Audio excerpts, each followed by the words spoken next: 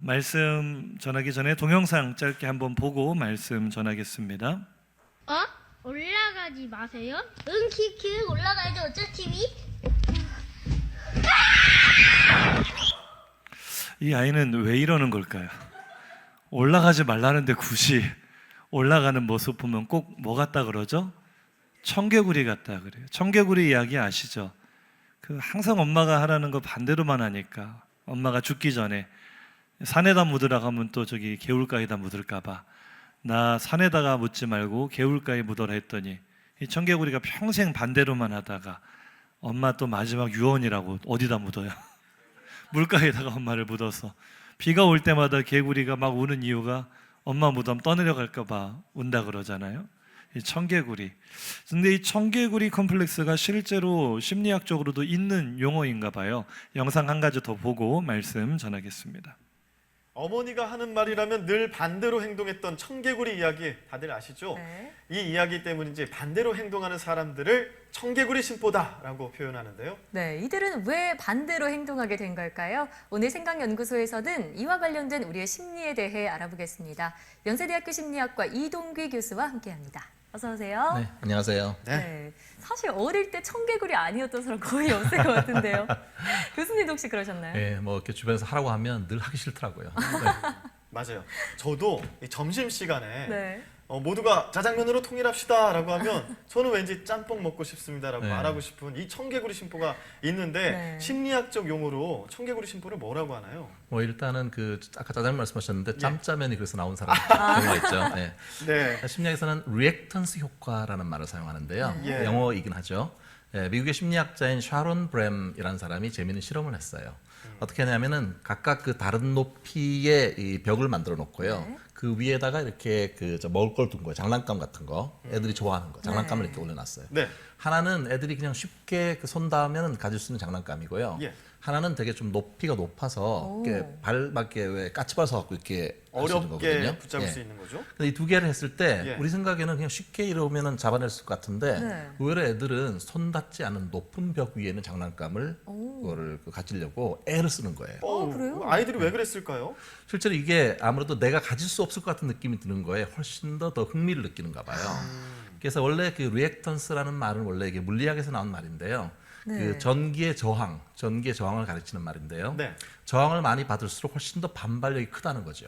예, 근데 이거를 이제 심리적으로 이렇게 활용한 그런 용어가 되는데 네. 특히 엄마 말에 늘 반대로 행동했던 청개구리 맞아요. 요거와 결합이 되면서 청개구리 심리라는 용어로 불리고 있습니다. 그런데 이런 청개구리 심리는요, 그 어릴 때뿐만이 아니라 지금 우리 일상에서도 자주 나타나고 있고요. 또 기업들은 이런 부분을 좀 활용하기도 한다는데요. 그래서 오늘은 좀 이런 몇몇 상황들 살펴보면서 청개구리 심리에 대해 알아보겠습니다. 첫 번째 화면 보시죠.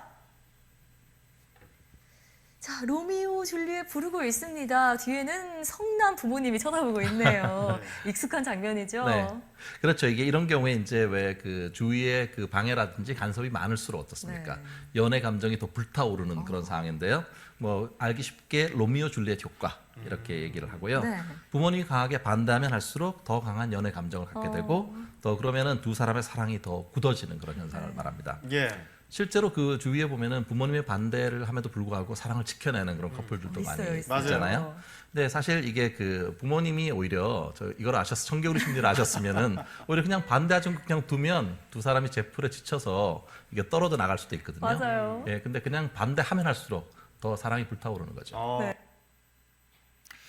제가 이 영상을 보고 미스테리 하나가 풀렸습니다. 항상 제 마음속에 궁금한 게 왜 우리 청년들은 결혼을 안 하는가 궁금했는데 이유를 알았어요. 제가 틈만 나면 붙잡아 놓고 결혼해라 하니까 이 녀석들이 마음속에 청개구리 심리가 발동을 해가지고 결혼을 안 하는구나. 그래서 제가 결단을 했습니다. 오늘부터는 결혼하지 마라. 만나는 청년들마다 결혼하지 마라 말하고 다닐 예정입니다. 갈라디아 교회는 바울과 바나바가 1차 선교 여행을 통해 세웠던 최초의 교회죠. 그러니까 순서대로는 예루살렘 교회, 그 위로 안디옥 교회, 그 다음에 갈라디아 교회 이렇게 설립이 되는 거예요. 갈라디아 교회가 첫 번째 세워진 교회였던 만큼 또 첫 번째 선교 여행이었던 만큼 바울이 얼마나 애정과 열정을 쏟았을까. 저도 생각해 보면 처음 교육전도사 처음 사역을 시작했을 때가 정말 열정이 뜨거웠던 것 같아요. 그때는 정말 밤에 잠도 안 자고 그렇게 목숨을 걸고 한 영혼 한 영혼을 돌보려고 애를 많이 썼던 것 같아요. 지금이라면 그렇게 못할 텐데 고3 아이들이 많았는데요, 그 아이들 한 명 한 명 편지를 써줬던 기억이 나요. 손편지를. 지금 하라면 절대로 못할 것 같아요. 그만큼 첫 사역에 대한 그 애정이 있는 거죠. 열정이 있는 거죠. 근데 바울이 갈라디아 교회에서 얼마나 열정을 다해 바른 복음을 가르쳤을까? 안 봐도 우리가 알 수 있겠죠. 그런데 참 이상한 결과가 나왔습니다. 바울이 그렇게 애정과 열정을 쏟아 바른 복음을 가르쳤던 결과가 무엇입니까? 갈라디아서 1장 6절에 보시면 그리스도의 은혜로 너희를 부르신 이를 이같이 속히 떠났어요, 그들이. 그래서 뭐를 따라갑니까?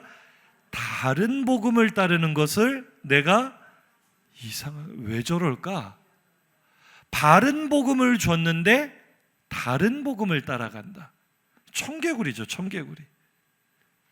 바울은 예수 그리스도의 십자가만이 구원의 유일한 길이라고 가르쳤습니다. 그런데 그들은 바울이 떠나간 뒤에 찾아온 율법 교사들에게, 거짓 교사들에게 휘둘리는 거예요. 바울이 전한 십자가 복음만으로는 구원을 받을 수 없고 거기에 율법의 행위가 더해져야만 구원을 받을 수 있다라는 변질된 복음, 복음이라 할 수 없는 다른 복음을 받아들인 청개구리 같은 교회. 그래서 바울이 이 갈라디아서를 쓰게 된 이유가 바로 그것입니다. 갈라디아 교회가 청개구리처럼 이쪽으로 가 그러면 엉뚱한 길로 갔기 때문에 이 갈라디아서를 썼는데요, 그래서 갈라디아서를 기록한 목적, 이 서신의 주제가 바로 갈라디아서 5장 1절입니다. 함께 읽어보시죠. 그리스도께서 우리를 자유롭게 하려고 자유를 주셨으니 그러므로 굳건하게 서서 다시는 종의 멍에를 매지 말라. 아멘. 복음의 자유입니다. 갈라디아서의 주제를 한마디로 요약하자면 너희는 자유인이다. 예수께서 십자가에서 너희를 이미 자유하게 하셨는데 왜 율법의 멍에를 다시 매느냐? 그러지 마라. 이게 갈라디아서를 한 문장으로 요약한 결론이에요. 복음을 들었음에도 다시 율법의 멍에를 매려고 하는 이 청개구리 신앙, 그것은 예수의 십자가를 무의미하게 만드는 십자가의 원수입니다. 그런데 이제 오늘 우리가 생각해 볼 주제는요, 과연 갈라디아 교회만 청개구리인가? 나는 아닌가? 나도 역시 율법의 멍에에 매여 복음의 자유를 누리지 못하고 있는 것은 아닌가? 옆에 있는 분 얼굴 한번 바라보세요. 항상 말씀드리지만 우리는 항상 얼굴을 바라보며 이렇게 인사해야 됩니다. 한번 인사합시다. 그대의 얼굴은 비 내리는 호남선입니까? 쨍하고 해뜰 날입니까? 보세요. 내 옆에 있는 사람의 얼굴이 예배하는 이 자리에서도 비 내리는 호남선이다. 그러면 뭔가 지금 경직되어 있는 거예요. 신앙생활 자체가 두려움이 많은 거예요. 걱정이 많은 거예요.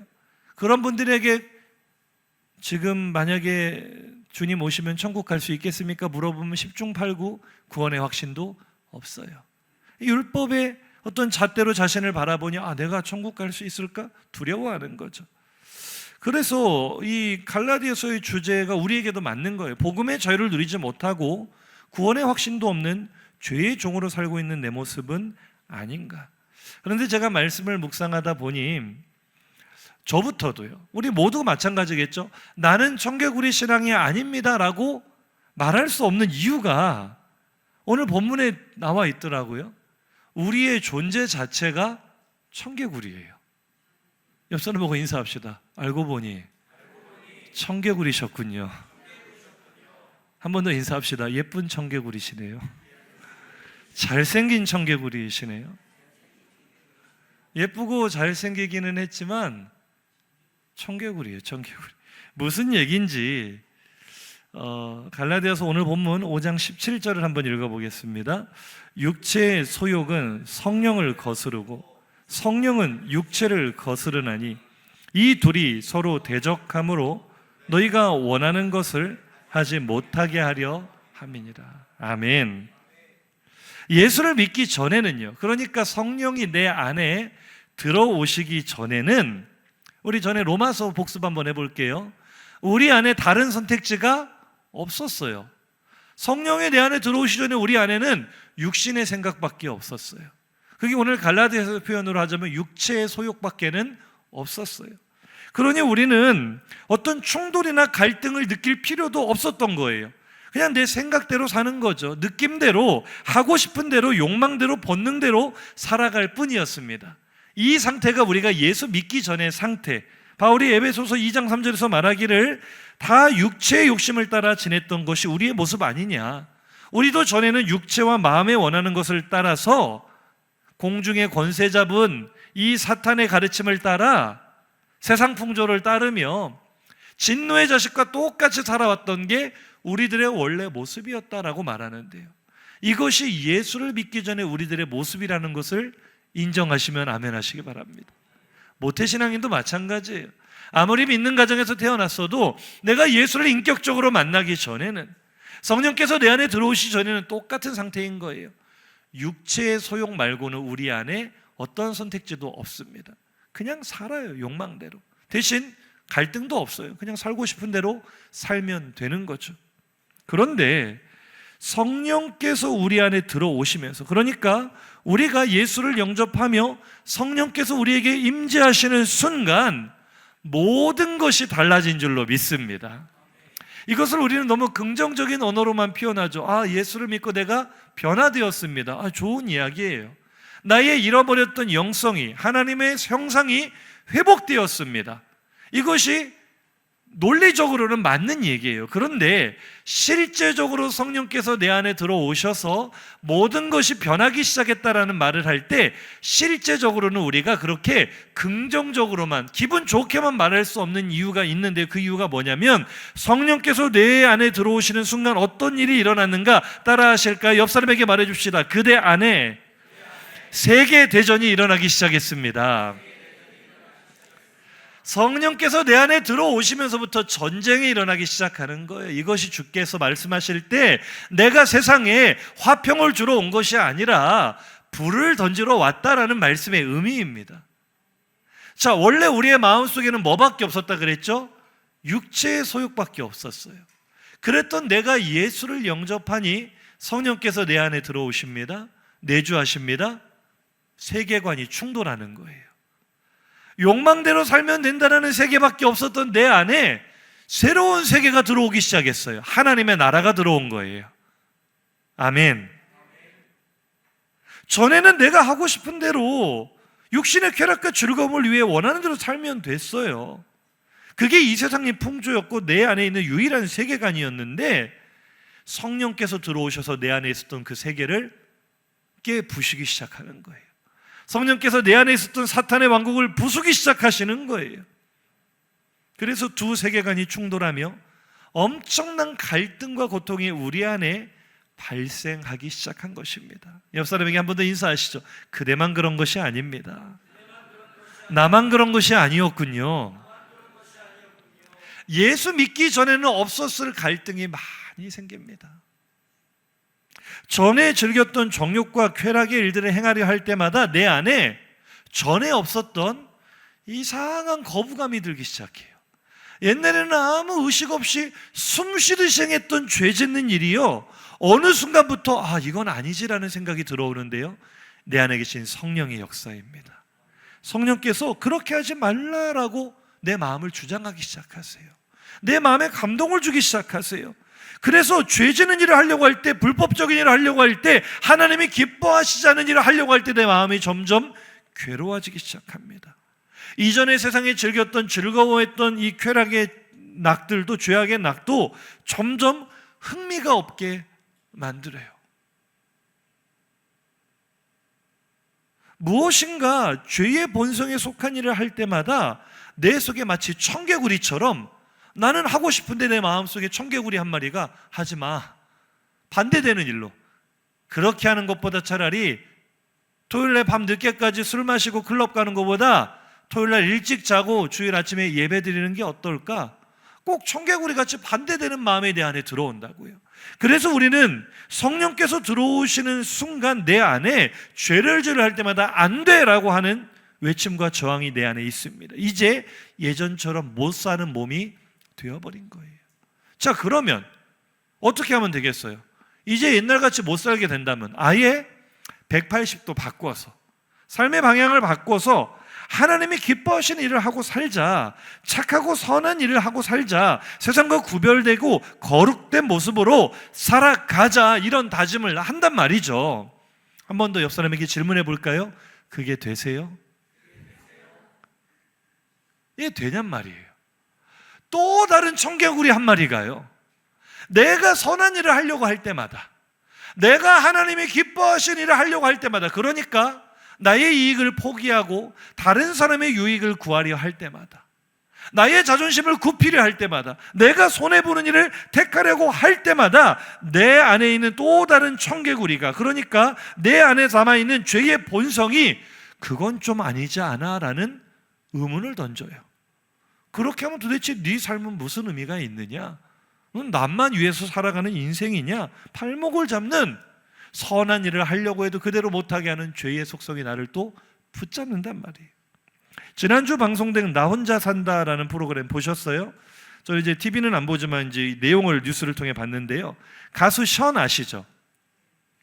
이 그리스도인의 참 좋은 모델이잖아요. 정말 열심히 살아요. 그런데 이 사람을 보면은요, 자기 인생이 없는 것 같아요. 남을 위해서 사는데, 이 방송에서 그 삶의 루틴이 좀 공개가 됐나 봐요. 하루에 4시간밖에 안 잔답니다. 그런데 그 4시간 자면서 날마다 똑같은 루틴으로 규칙적으로 살아가는데, 날마다 굉장히 오랜 시간 동안 러닝을 하면서 체력 관리로 하루를 시작을 하고요, 정말 1분 1초도 허투루 보내지 않고 너무 바쁘게 살더라고요.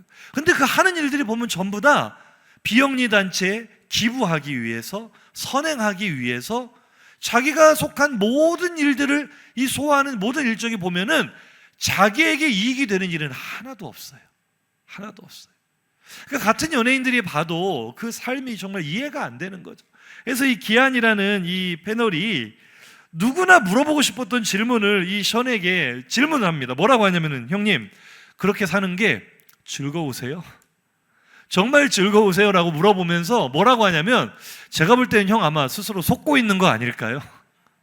막 고통스럽고 힘든데, 아니야, 나는 이게 좋아, 나는 이게 재미있어, 나는 이게 즐거워라고 속고 사는 거 아니냐. 이게요, 세상이 바라보는 관점이고요, 우리 안에 우리가 예수를 위해 살아가려 할 때마다 참 그거 바보 같은 삶 아니냐라고 나 스스로에게 뭔가 물어보는 청개구리의 질문이거든요. 그렇게 사는 게 정말 맞는 것이냐 물어보는 거죠. 그러니 내 안에 성령의 일하심이 가로막히는 육신의 소욕이 꼭 이렇습니다. 이게 맞아? 라고 질문을 하는 거죠. 남들을 위해서만 살면 네 인생은 뭐가 있는데? 결국 우리는 성령께서 주시는 마음대로만도 살지 못해요. 내 안에 육신의 소욕이 아직 남아 있어서 그걸 못하게 막아요. 그래서 우리는 하나님이 선한 마음을 주셔도 극히 일부만 순종을 하거나 불순종하고 살아갑니다. 그것이 오늘 본문이 말하는 우리 안에 육체의 소욕과 성령이 서로 대적하면서 서로가 하려는 일을 못하게 청개구리 노릇을 하고 있다. 그래서 너는 아무것도 하지 못하는 무능한 인생이 되었다라고 설명하고 있는 것입니다. 청개구리 같은 내 마음이 어느 한쪽으로도, 육체의 소욕도 아니요, 성령의 마음도 아니요, 방향을 정하지 못하고 이리저리 흔들리며 사는 거죠. 이제 스스로에게 한번 물어보겠습니다. 나는 그런 청개구리 신앙이 아닌가? 우리 스스로에게 물어보면 이제 이 설명을 잘 들어보세요. 결국 이 양쪽 중 어디에도 속하지 못하는 우리의 청개구리 같은 우유부단함이 우리들 신앙의 노선을 양극단으로 갈라놓습니다. 로마서 설교할 때도 제가 설명을 드렸는데요, 너무 중요한 내용이기 때문에, 그러면서도 우리가 간과하는 부분이기 때문에 오늘 잘 들으셔야 됩니다. 한쪽 극단을 먼저 설명을 해드릴게요. 한쪽 극단은 갈라디아 교회가 받아들인 율법주의였습니다. 이것이 오늘날 한국교회 안에도 너무 광범위하게 퍼져 있는 독버섯이에요.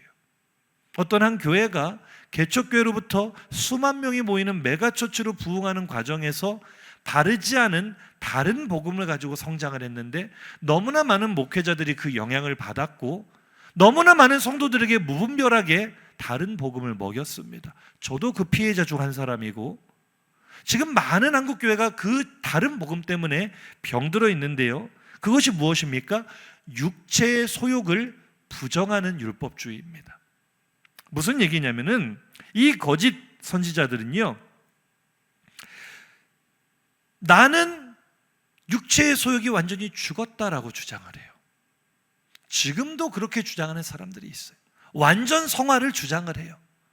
이번 청년부 선회 때 제가 어떤 강사를 만나지 못하게 일부러 막았는데 그쪽 계열에 있는 강사이기 때문에. 그런데 요즘 너무 유명해서 안 가는 집회가 없어요, 이 사람이. 참 정말 한국교회가 회개해야 될 것이, 이것이 바른 복음인가를 검증하지 않고 유명하기만 하면은 큰 교회들부터 앞다퉈 이걸 강사로 모시니까 전국 집회에 다 다니는 거예요, 이 사람이. 합신교단에서는 2단으로 정죄받은 계열입니다. 우리 총신에서도 교류 금지가 내려진 상태입니다. 그런데도 소용없어요. 완전 성화를 주장해요. 자기를 아주 돋보이게 만들죠. 자기를 아주 남다른 사람으로 만들죠. 실제로 삶을 보면 금욕적으로 살아가요. 조금 일적인 션 가수처럼 일반적인 사람의 패턴으로 살지 않아요. 그건 개인의 경건으로 참 훌륭하다 말할 수 있습니다. 그러나 그것이 완전 성화를 의미하지는 않습니다. 그런데 그들은 그렇게 주장합니다. 나는 성령을 따라 살기 때문에 육체의 소욕이 없다라고 말해요. 이전의 내 모습은 죽었다. 나는 옛사람을 벗어버렸다. 나는 새 사람으로 살아간다. 그런데 너는 왜 그렇게 사느냐라고 말하는데 많은 사람이 그 앞에 찔림을 받고 무너지고 회개를 하고 가슴을 칩니다.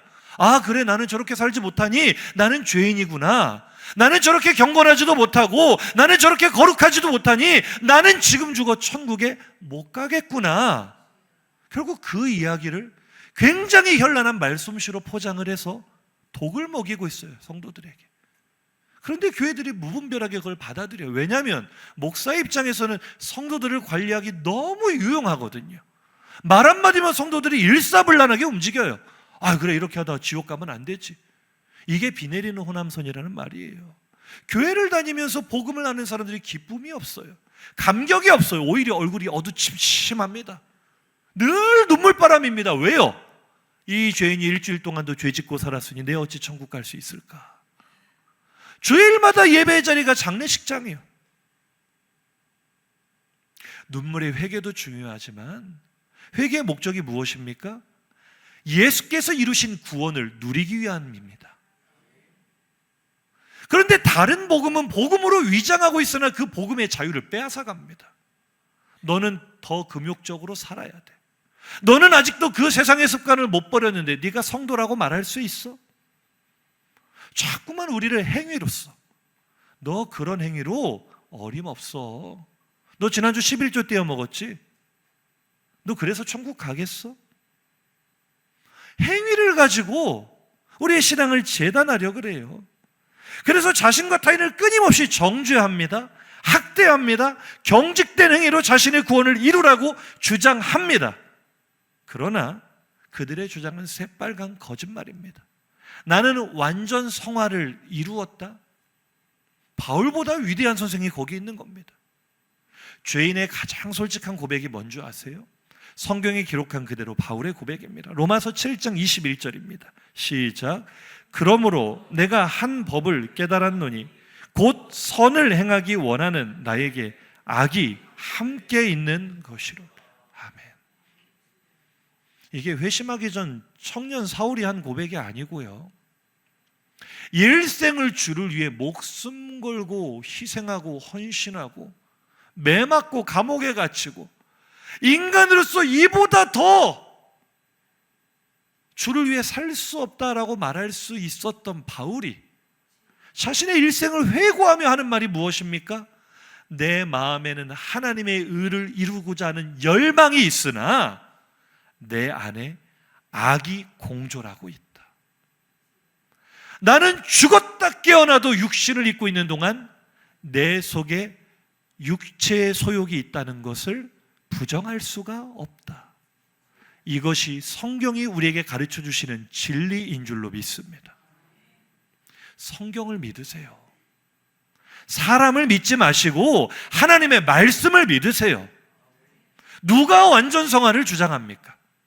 어떻게 육신을 입고 있는 인생이 완전해질 수 있습니까? 불가능해요. 주님 앞에 서는 그날까지 우리는 불완전합니다. 그러나 예수의 보혈이 나를 덮으심으로 내가 천국 가는 거예요. 내가 의로워서 의로운 게 아니라 예수의 보혈이 나를 덮으심으로 의로운 거예요. 100점짜리 신앙은 없어요. 죽도록 노력해서 예수님 발끝이라도 따라가려고 몸부림치는 것이죠. 우리가 예수님처럼 될 수는 없는 거예요. 이건 죄인의 슬픈 운명과도 같은 것입니다. 그것을 부인하며 율법으로 우리가 성화될 수 있다, 우리의 어떤 행위로서 우리가 온전해질 수 있다라는 가르침이 있다면 우리는 복음의 진리로 그러한 거짓 복음을 단호하게 거부하는 교회가 되기를 주의 이름으로 축복합니다. 자, 그럼 이 인간의 노력이요, 갈라디아 교회가 받아들였던 율법의 속박으로는 우리가 온전한 거룩과 구원에 이를 수 없다라는 결론에 이르렀다면, 그럼 이제 우리는 어떻게 해야 돼요? 뭐 그냥 살아야 되나? 여기서 또 다른 극단이 발생을 합니다. 첫 번째 말씀드린 극단이 율법주의자 회계파 이단이라고 한다면, 서울 성락교회 김기동을 필두로 한 그 귀신 눈에 손에 잡힌 그 일파들의 회계파 이단이라고 한다면, 또 다른 극단은 저 기쁜 소식 강남교회 박옥수를 필두로 한 구원파라고 할 수 있겠죠. 그들은 완전히 또 정반대 이야기를 해요. 그래, 우리는 육신을 못 이겨, 우리는 불완전해, 그런데 예수께서 구원을 다 이루셨잖아. 그러면 끝난 거 아니야? 하고 싶은 대로 해도 되는 거 아니야? 아니 뭐 술 좀 마셨다고 천국 못 가? 내가 도박 좀 못 끊는다고 천국 못 가? 괜찮아 다 해. 이미 너의 구원이 다 구원받았다고 성경에 써 있는데, 이게 또 복음의 자유를 너무 강조한 나머지 자유가 아닌 방종으로 가게 하는 이 양쪽의 극단은요, 사실 초대교회 때부터 있었어요. 이 요한계시록에도 계속 나오는 니골라당의 교훈이라는 게 그런 겁니다.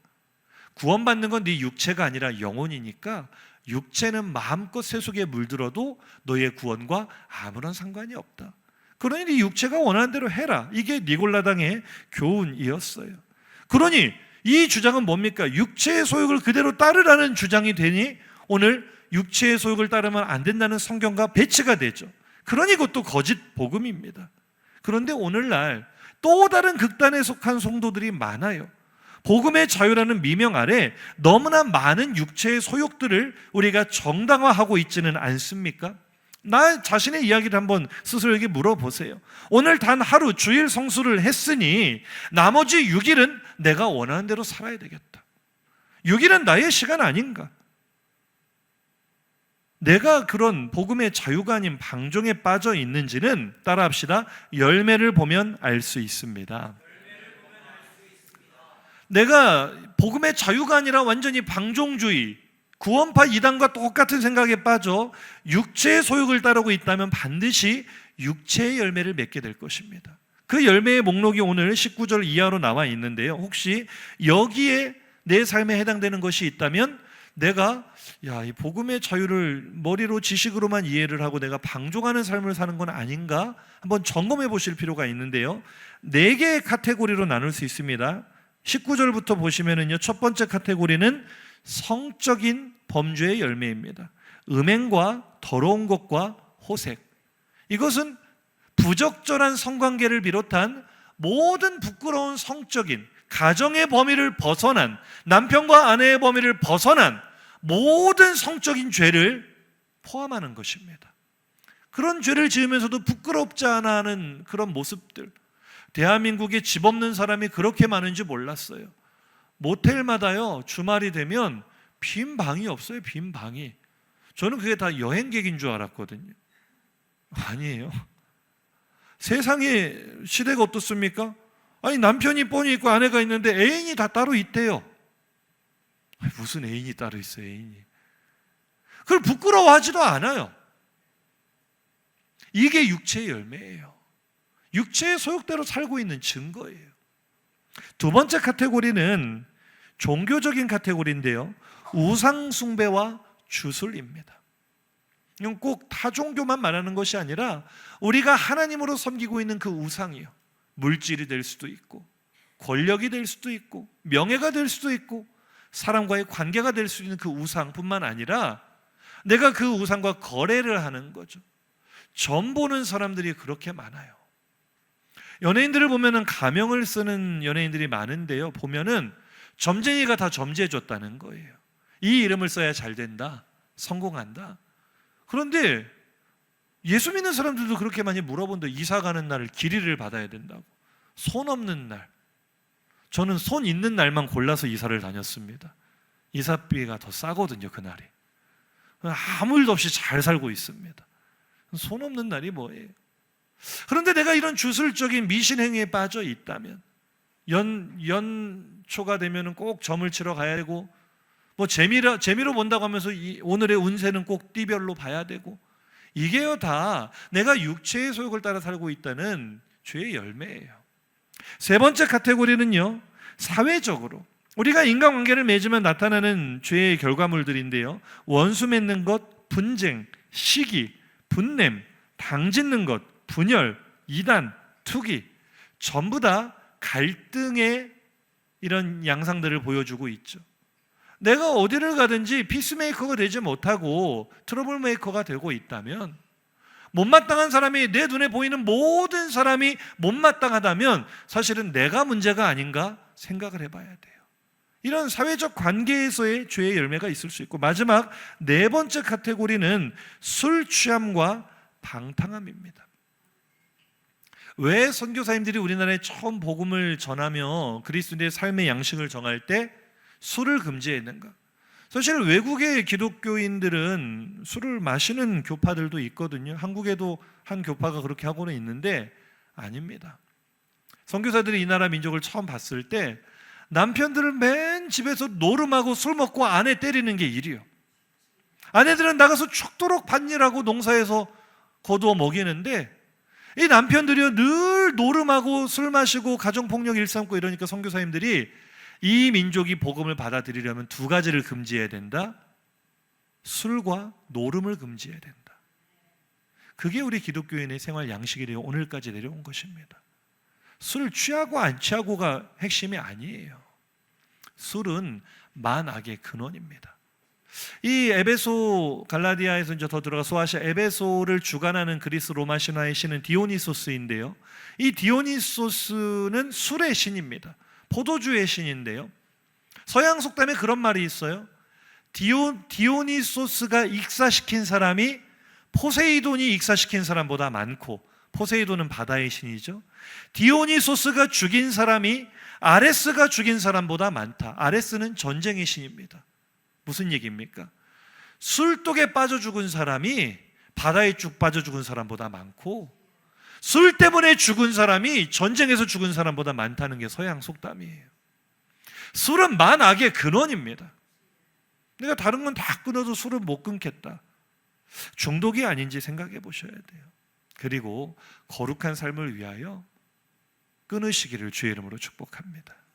우리가 육체의 소욕에 사로잡혀 있다면 이러한 열매들이 우리에게 맺힐 수밖에 없다는 거죠. 그러니 복음의 자유라는 것은 무엇입니까? 죄에게 종노릇하지 말라는 자유입니다. 그런데 죄의 습성을 따르면서 이것이 복음의 자유다라고 말한다면 그것이 얼마나 모순입니까? 따라 하실까요? 복음의 자유는 죄의 습성을 죽여야만, 철저하게 이별해야만 얻을 수 있는 자유입니다. 그게 오늘 24절이 한번 읽어보시죠. 시작.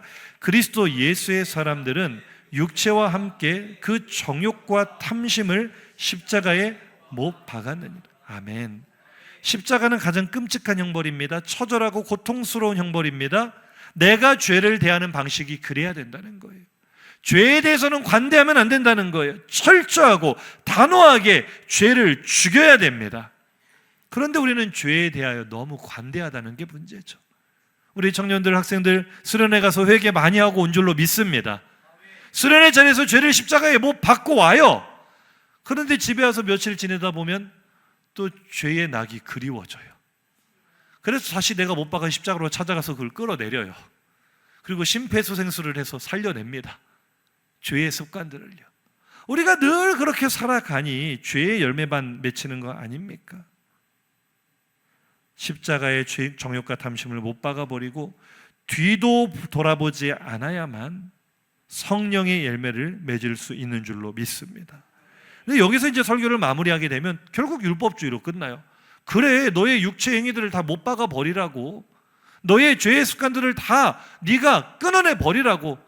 다시 한번 옆 사람에게 인사합시다. 그게 되세요? 그게 정답인 건 맞는데 문제는요, 내 힘으로 그게 안 된다는 게 문제예요. 내 의지로 그게 못 박히지를 않는다는 게 문제고, 내 실력으로 죄와 단절을 못한다는 게 문제입니다. 그럼 어떻게 하라는 말인가? 결론입니다. 오늘 본문에 비밀이 숨어 있죠. 22절과 23절 읽겠습니다. 시작.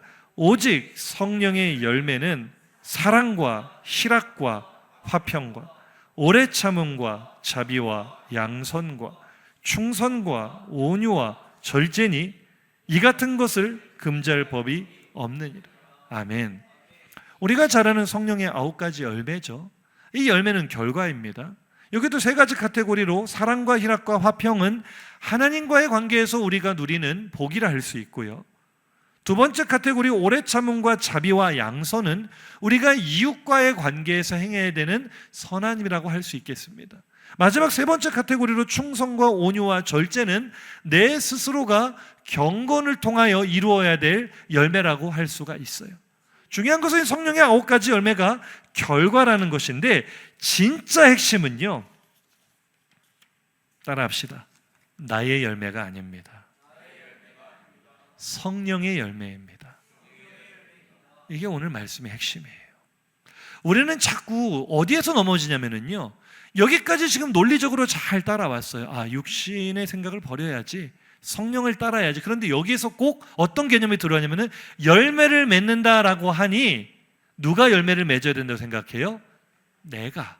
내가 주인공이 되어, 내가 주체가 되어, 내가 노력해서, 내가 헌신해서, 내가 금욕적으로 살아서 열매를 맺어야 된다라고 생각하는데, 그것은 나의 열매죠. 오늘 성경이 우리에게 요구하는 것은 나의 열매가 아니라 성령의 열매입니다. 성령의 열매라는 것은 내가 맺는 것이 아니라 성령께서 맺게 하시는 것인 줄로 믿습니다. 여기서 우리가 율법주의와 선을 긋는 거예요. 율법주의자들은요, 스스로 선을 행하고 노력하고 경건의 몸부림을 치면 사랑과 희락과 화평과 이런 열매들을 맺을 수 있다고 주장합니다. 아닙니다. 못 맺습니다. 이 열매들은요, 내 노력과 의지로 맺을 수 있는 것이 아니라 오직 성령께서 허락하실 때만, 성령께서 이루실 때만 맺히는 열매인 줄로 믿습니다. 따라합시다. 성령의 열매는 내가 아니라 성령께서 맺게 하십니다. 할렐루야. 무슨 얘기냐면요, 우리를 의롭게 하는데 내가 할 수 있는 일이 있어요, 없어요? 칭의가 오직 예수의 은혜였다고 한다면 성화, 우리가 거룩하게 되는 것도 성령의 은혜입니다. 성령께서 거룩하게 되게 해 주시는 것입니다.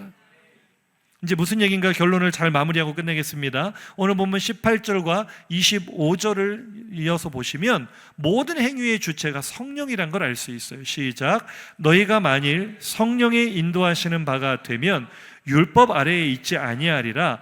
만일 우리가 성령으로 살면 또한 성령으로 행할지니. 아멘. 육체의 소욕과 성령의 감동이 충돌하는 내 내면의 갈등과 전쟁 속에서 내가 죄의 열매를 맺지 않고 성령의 열매를 맺을 수 있도록 누가 일하신다는 거예요? 성령께서 일하세요. 그러니까 바꿔 말하면 우리 속의 육체의 소욕은요, 죽을 때까지 없어지지 않습니다. 그런데 일생 동안 성령께서 내 안의 육체의 소욕을 하나씩 진압하십니다. 한 가지씩 정복하십니다. 그게 성화입니다. 그게 거룩해 가는 것입니다. 그래서 성화는 하루아침에 이루어지지 않아요. 수십 년의 평생을 걸쳐서 성령께서 싸울 때마다 이기세요. 이기게 하세요. 오늘도 이기고 내일도 이기고. 내가 싸우면 져요. 내가 싸우면 백전백패. 그런데 성령님이 싸우시면 백전백승. 성령께서 내 안에 육체의 소욕을 정복해 나가게 하십니다. 마침내 최후 승리에 이르게 하십니다. 그래서 우리가 해야 될 일이 있다면, 사실 성화의 과정에서도 나의 의지나 노력이 절대적인 건 절대로 아니지만, 그래도 내가 꼭 해야 될 유일한 노력이 있다면 그것은요, 성령께서 하시는 일에 발맞추어 걷는 것입니다. 성령께서 이루시는 뜻에 내 뜻을 꺾고 맞추는 것입니다. 극동방송에서 예전부터 계속 저한테 설교하러 와달라고 요청이 오는데 제가 계속 거절하다 못해 계속 연락 오니까 스팸으로 저장을 해놨어요. 저는 교회 외부 활동을 하는 걸 별로 좋아하지 않습니다라고 정중하게 거절했는데 자꾸 요청이 오는데, 지난주에 모르는 번호길래 무심결에 받았는데 또 다른 번호로 연락을 하셔가지고 다른 목사님의 소개를 받아서 목사님 꼭 모시고 싶다고 해서 제가 순간 그런 생각이 들더라고요. 거절하는 것도 이게 내 생각일 수 있겠다. 이렇게까지 이렇게 부족한 사람을 부르신다면은 한번 가서 또 그들에게 전해야 될 말씀이 있나 보다 생각하고 다음 주에 가기로 이제 이렇게 했는데요. 말씀을 준비하면 그 생각이 드는 거예요. 내 뜻은 확고하지만, 난 이게 아니야라고 생각하지만 성령께서 내 안에 어떤 일을 이루실 때는 우리의 고집을 꺾는 것이 우리가 해야 될 일이라는 거예요. 내가 금욕하고 절제하고 기도하고 해야겠죠. 하지만 그 내 노력이 나를 거룩하게 만드는 것이 아니고요, 그 모든 노력은 성령님의 뜻을 더 잘 깨닫고 그 뜻에 내 발걸음을 맞추기 위한 노력일 뿐입니다. 일은 성령께서 행하십니다. 그러니 너무 내가 이거 내가 다 해야 되는데 너무 스트레스 받지 마세요. 내가 내 육신과 싸워 이기려고 너무 안간힘을 쓰지 마세요. 한번 인사하시죠. 잘 됩니까? 안 되잖아요. 죽도록 싸워도 지자. 그렇다고 하지 말라는 게 아니고요, 너무 거기에 목숨 걸고 절대적으로 내가 이렇게 안 하면 나는 망한다. 그게 율법주의예요. 율법주의. 내 연약해도 하나님께서 나를 도와주시니 하나님 이 나태한 심령을 다시 일으켜 성령의 감동 따라 또 새벽 기도의 발걸음을 옮깁니다. 도전하는 거죠. 결단하고 내일 못 일어나면 모레 또 도전하면 되죠. 발걸음을 맞추어 가십시오. 그게 오늘의 결론, 시작이지만 결론입니다. 16절 보고 마칩니다. 시작. 내가 이르노니 너희는 성령을 따라 행하라. 그리하면 육체의 욕심을 이루지 아니하리. 이 구절이 율법주의자들에게 힘을 실어주고 오해를 불러일으켰는데, 왜냐하면 행하라에 너무 방점을 찍은 거예요. 행하라. 그러니까 꼭 내가 뭘 해야 되는 것 같잖아요. 그러나 여기에 핵심은요, 성령을 따라 행하라를 한 구문으로 읽어보세요. 페리파테오. 페리파테오라는 뜻은요, 앞에 가는 사람 뒤를 따라 함께 걷는다라는 뜻입니다. 성경이 본래 우리에게 말하는 페리파테오는 네가 주체적으로 기도 열심히 해야 돼, 전도 열심히 해야 돼, 금욕적인 생활 열심히 해야 돼가 아니라, 오늘 성령께서 너에게 원하시는 삶이 있어. 오늘 성령께서 너의 앞서 가시며 네 마음을 감동하실 때 잔말 말고 따라가. 성령님이 가시고자 하면 따라가. 성령께서 멈추시고자 하면 멈춰서 따라 걷는 것이 내가 행해야 될 일인 줄로 믿습니다. 페리파티오, 성령의 뒤를 따라 걸어가시기 바랍니다. 우리는 그저 성령께서 인도하시는 대로 한 걸음씩 한 걸음씩 따라 걸어갈 뿐이에요.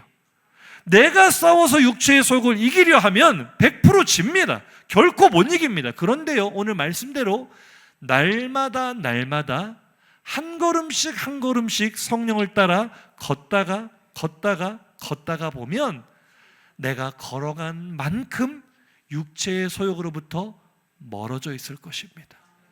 이해가 되시면 아멘. 우리는 자꾸 얘와 막 싸워서 KO를 시키려고 했잖아요. 안 되잖아요. 말씀대로 하세요. 성령을 따라 걸어가세요. 오늘 또 성령을 따라 한 걸음 옮기는 거예요. 내일 또 성령의 감동을 따라 한 걸음 옮기는 거예요. 오늘 오후 예배 나오지 않았던 사람이 내일은 나오고, 오늘 새벽을 깨우지 못했던 사람이 내일은 깨우는 거예요. 한 걸음 한 걸음 가는 거예요. 가다 보면 그만큼 육체의 소욕이 멀게 있을 거예요. 그만큼 우리가 예수님을 닮아갔을 거예요. 그것이 우리 신앙의 여정인 줄로 믿습니다. 결승점을 바라보며 묵묵히 걸어가는 거북이처럼요. 목사님 별명이 거북이라고, 너무 거북이를 미화해서 설교하는 게 아닌가. 하지만 어쩔 수 없습니다. 사실이니까. 우리 안에는 청개구리의 본성이 있죠. 언제나 튀어나와요. 그래서 반발심에 내가 걷는 믿음의 길을 돌아가고 싶을 때도 있고, 때로는 쉬어가고 싶을 때도 있고, 때로는 다 포기하고 그만 가고 싶을 때도 있겠지만, 우리는 표대 대신 예수님 바라보며 성령을 따라 한 걸음씩 한 걸음씩 묵묵히 걸어가는 것입니다. 거북이가 걸어가다 보니 언젠가는 결승점에 갔잖아요. 느리고 더디더라도 끝까지 걸어가십시오. 갈팡질팡하는 청개구리의 한계를 넘어 꾸준히 앞으로 걸어가는 거북이가 되시기를 주의 이름으로 축복합니다. 우리 들은 말씀 생각하며 결단의 찬양으로 하나님께 올려드리겠습니다.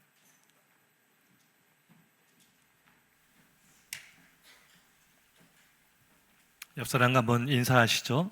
그대는 청개구리입니까? 거북이가 됩시다. 우리 앞서가시는 주님을 바라보며 성령의 인도하심 따라 한 걸음씩 걸어가겠다고 결단하며 찬양합니다.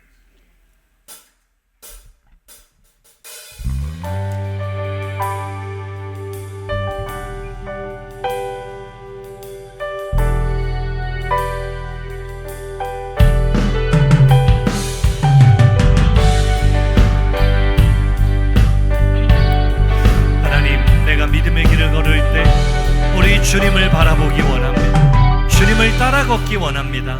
나의 주님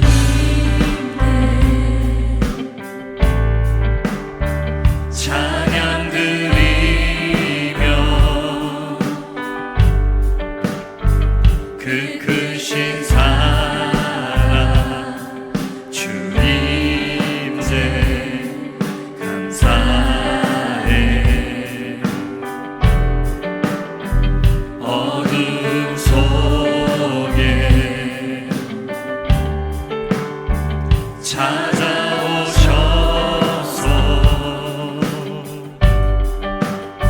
주님의 영광 보게 하시네.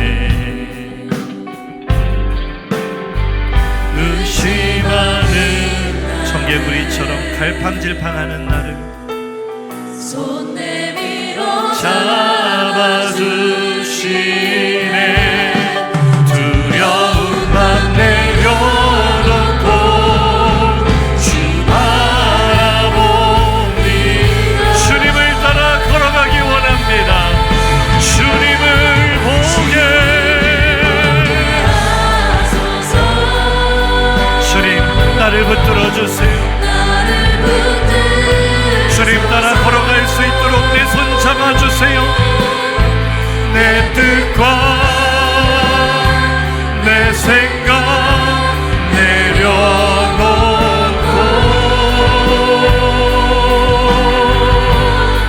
주님 앞에 나 엎드려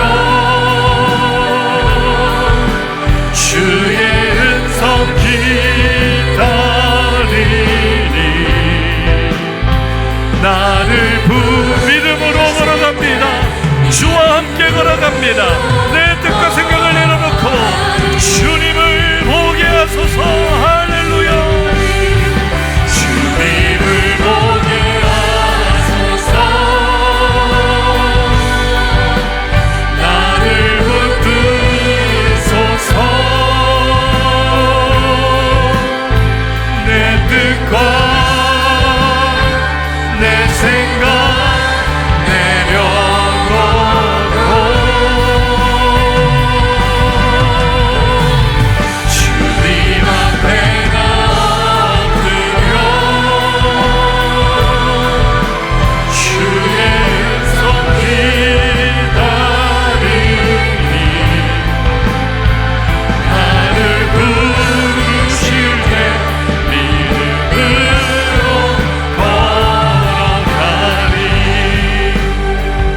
할렐루야. 들은 말씀 생각하며 우리 뜨겁게 결단하며 통성으로 기도하겠습니다. 내 안에 있는 청개구리 같은 마음을 돌아봅니다. 선을 행하고자 하되 육신의 생각에 사로잡혀 하지 못하고, 그렇다고 이전의 삶으로 돌아가려 해도 성령께서 막으심으로 가지 못하는, 이러지도 저러지도 못하고 갈팡질팡하는 신앙의 방황을 언제까지 하시겠습니까? 이제 우리가 할 수 있는 일은 무엇입니까?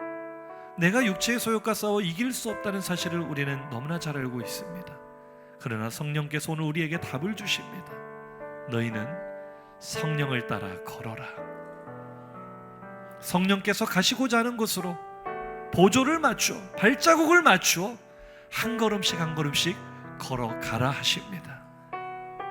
한 번에 커다란 순종을 하기보다 매일의 삶의 갈등 속에 성령의 인도하심에 따라 내 뜻을 꺾고 한 걸음씩 한 걸음씩 순종의 걸음을 걷는 것입니다.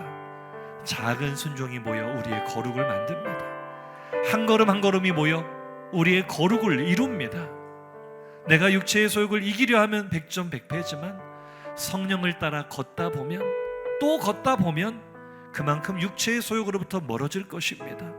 우리 이 마음으로 결단하며 기도하실 때, 하나님, 이제는 내가 매일의 삶 속에 성령의 음성에 귀를 기울이겠습니다. 내 안에 역사하시는 주님의 원하시는 길을 바라보겠습니다. 둏대 되신 예수를 바라보겠습니다. 그리고 느릴지라도 더딜지라도 절대로 멈추지 않고 한 걸음씩 한 걸음씩 성령을 따라 걸어가겠습니다. 내가 주 앞에 올려드릴 작은 순종들을 결단하며 주여 한번 부르짖고 통성으로 기도합니다. 주여.